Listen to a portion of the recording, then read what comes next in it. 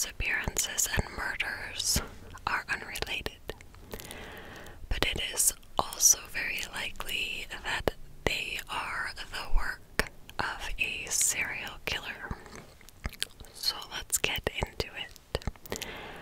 The first case I'm going to cover is the Katie Warski case. Catherine Sybil Warski was born to Alan and Robin Warski, and she was very much this little tomboy. She loved fishing, she loved playing sports. She really embraced life to the fullest, and she never let the fact that she was an insulin-dependent diabetic affect her life negatively. Katie had been diagnosed with type 1 diabetes when she was just 5 years old, so it really just became a part of her life, and she was always very cheerful, even though she was dealing with a very serious condition. At the time that Katie disappeared, her father, Alan Warski, was a car salesman, and the family lived in an apartment in the Four Seasons subdivision. So for the 4th of July in 1982, the Warski family went to a family reunion. So they go on this family vacation, and they just had really good family bonding time, and it would end up being the last family vacation that every member of the family would be able to attend. So they have this whole weekend of just family togetherness until Sunday, July 11th, when Katie asked to spend the night at her friend's house. Initially, her parents said no, although looking back, neither of them could remember a reason for why they said no. But Katie was very persistent.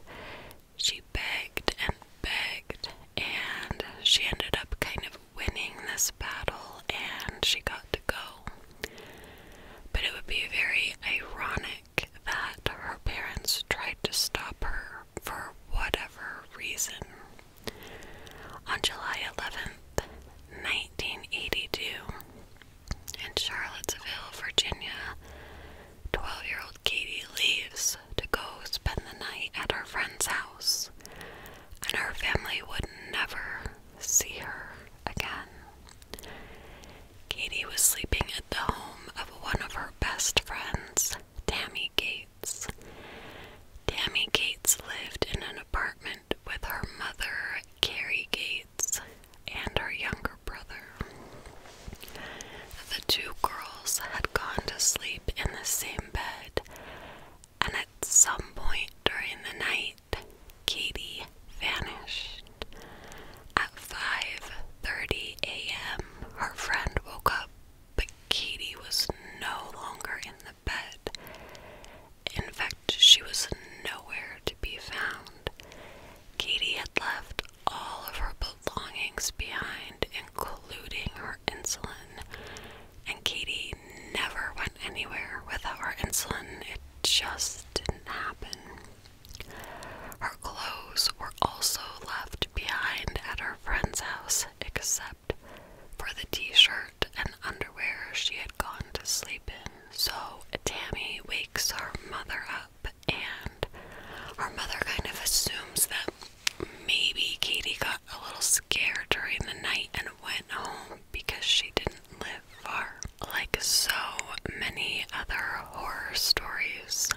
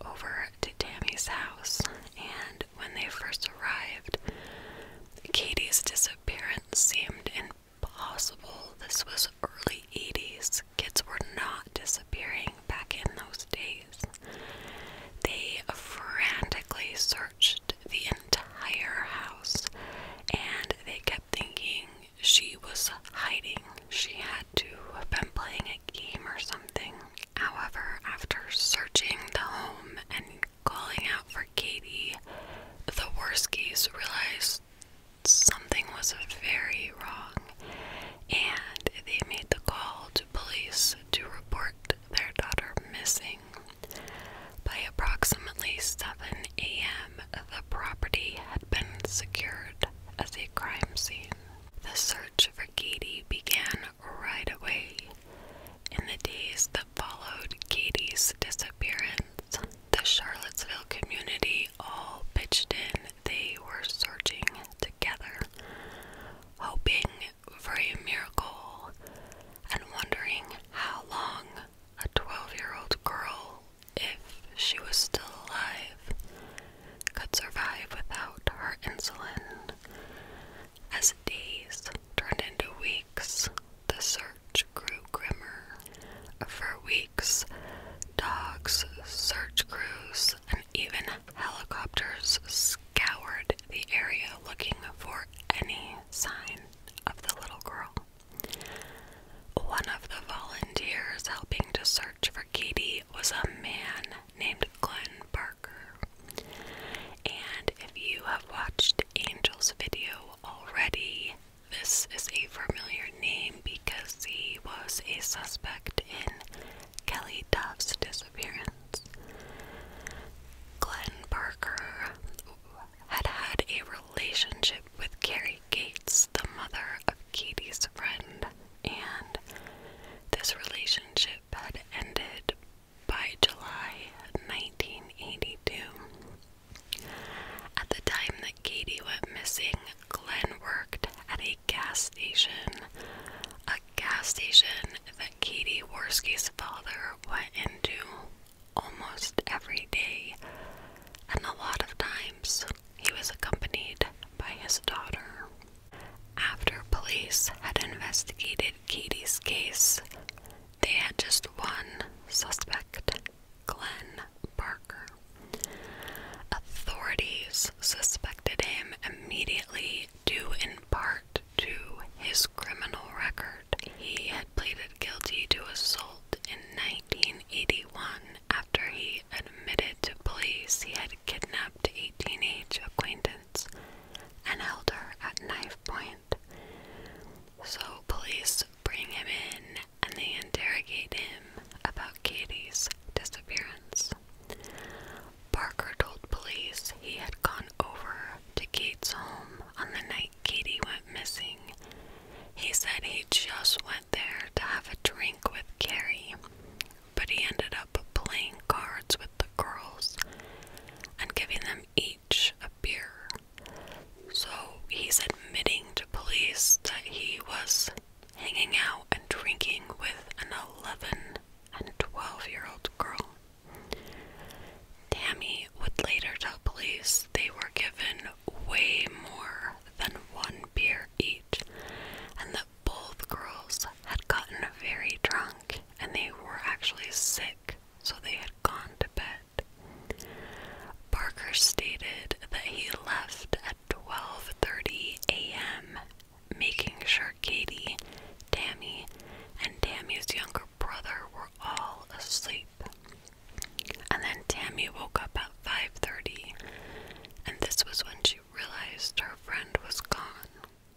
On July 15th, Police Chief John Bowen held a press conference to announce some agonizing news. The police were going to be calling off the full-scale search. Although smaller searches would be conducted, they needed to use the police officers to begin following up on all the tips that they were getting. Investigators wanted to find Katie, however, none of them believed Glen Barker's story, and so they began zeroing in on him as kind of the only suspect in the case. With his permission, they searched his apartment and they found wet, blood-stained men's clothing and towels wedged in between his mattress and his box spring. Some of the blood was type A, Barker's blood type, and some was type B,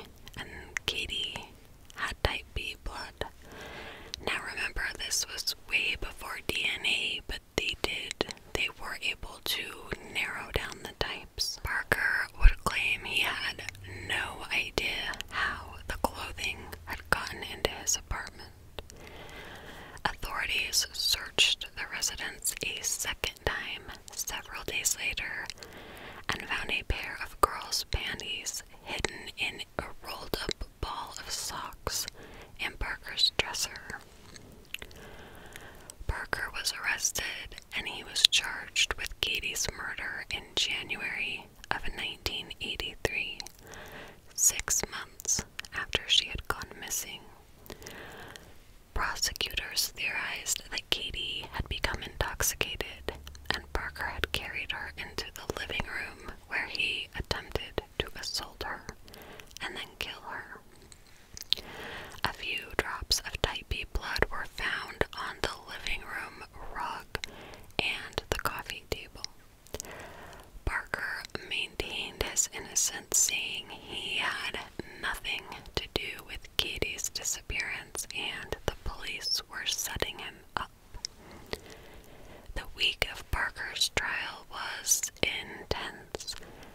The prosecutor's description of Barker's behavior on the night really disturbed everyone in the courtroom. This grown man getting drunk with little girls didn't sit right with anybody. During the trial, the prosecutor said, quote, "Something violent went on in the rec room involving Katie. One would also assume that it involved Barker. What it was and why it happened, we have no evidence of at all." End quote. In June of 1983, Glen Barker was found guilty of the second-degree murder of Katie Warski, and this was only the second time in Virginia's history that someone had been found guilty of murder without a body. He was sentenced to 18 years in prison, but he ended up being released in 1991. Katie's body has never been found. Barker's name has been mentioned in connection with several other homicides and missing persons cases, and a lot of people began to theorize that he was a serial killer. He was never charged with any other deaths besides Katie's. However, I will say that until he died, he maintained that he never hurt Katie, and the only wrongdoing he did was giving alcohol to minors. Katie's parents divorced after Barker's conviction, and like I said, her body has never been located. After Barker's release from prison, he met a woman named Cynthia Powers Johnson, and the two of them began dating. Not long into their relationship, though, Glen Barker was sent back to prison for a parole violation that raised a lot of red flags. He was pulled over, and in his car he had a pellet gun and a pair of handcuffs. He tried to tell police that the pellet gun was just for protection, and they said, maybe it was if we had just found the pellet gun, but finding the gun and the handcuffs to them made them think he was trying to put together some sort of kit so he could go out and commit more crimes against people.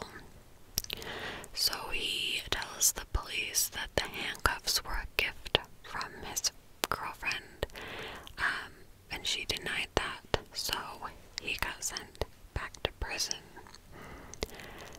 Several years later, on August 29th, 1996, 34-year-old Cynthia Powers Johnson and her 7-year-old daughter were found dead in their home.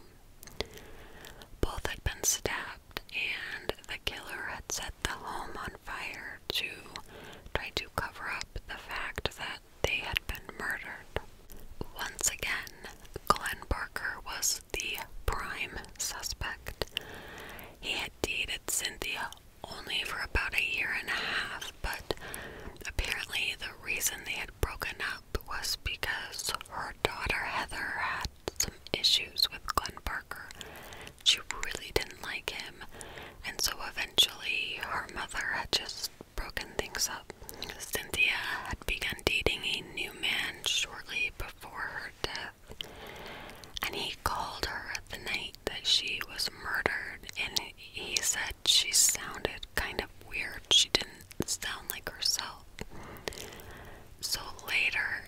decided to drive by the house just to make sure everything looked okay from the outside.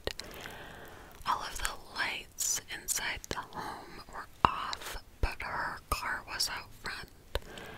He also noticed a pickup truck parked out front, and this pickup truck was later identified as belonging to Glen Barker. Unfortunately, the fire destroyed all of the physical evidence from the crime scene, and police were never able to forensically tie Glen Barker to this crime. Then there was the case of Paula Jean Chandler, an 18-year-old who disappeared on June 19th, 1983, just 3 weeks before the disappearance of Katie Warski, and just 1 day after the abduction of Kelly Dove. Paula had just gotten off work. She worked at this Mexican restaurant, and she was gonna go hang out with some friends after work. So she goes to her co-worker's house for a little while, and then she decides she's gonna leave and go home. But she never made it home. 2 days later, her remains were discovered in a reservoir by a fisherman. Initially, police believed that one of the people who Paula had spent time with on the night she went missing was responsible. Their suspect was a 19-year-old man named Michael Curry. Now, the reason police believed he was the one that did something to her is because when her body was found, one of her shoes was still on her foot. The other shoe was found in Michael Curry's home. So, police really believed he was a strong person of interest in the case. However, they were never able to file charges against him. Many other people, however, believed that Glen Barker was responsible for this death as well. Glen Barker lived in an apartment just 1 mile from where Paula worked, and also, coincidentally, Paula and Katie Warski lived in the exact same neighborhood. Paula's murder has never been solved. On August 7th, 1986, more than 4 years after Kelly Dove was abducted, unidentified female human remains were found in Chesterfield County, Virginia, at a landfill. The victim, who is still known to this day as the Chesterfield Jane Doe, had been a victim of homicide. Both the hands and head had been removed from the body. The ME was able to estimate that the victim had been between 22 and 32 years old. She wore a size 7 shoe and had bright pink toenail polish, and was wearing a rubber band-like bracelet on her left ankle. Police believe this body could have been stored in a cooler of some sort for a few weeks before being disposed of at the landfill. Some of the things about this Jane Doe's remains were very similar to Kelly Dove, and her sister told the media that police were pushing to do a DNA testing to compare the Jane Doe with Kelly Dove's DNA. Up to this point in time, there have been 11 different DNA comparisons against Kelly Dove's DNA, but as far as I could find, the Chesterfield Jane Doe is not one of them. So this does remain a possibility. Glen Barker claimed he was innocent for Katie Warski's death until the day he died. He accused police of planting blood-stained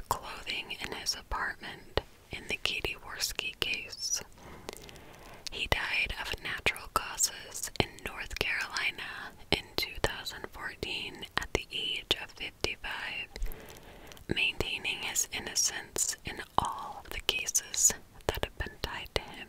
So these are all of the cases that have been tied to the Kelly Dove disappearance. Now, the Kelly Dove disappearance was requested over on Patreon a while ago, so if you have not yet watched that video by Angel ASMR, go check that out now so you have kind of the whole story. And let me know what you guys think. Were these cases all just totally random but coincidentally kind of all tied together in the fact that they happened in the same area that a convicted murderer lived in? I tend to lean more toward the fact that Glen Barker was a serial predator. But let me know what you guys think. I just want to quickly cite my sources for this video. I got information from the Charlie Project. They had a page about Katie Warski and Kelly Dove. ReadTheHook.com had an article called Lost Little Girl by Courtney Stewart. The Daily News Record article titled Mother, She's Not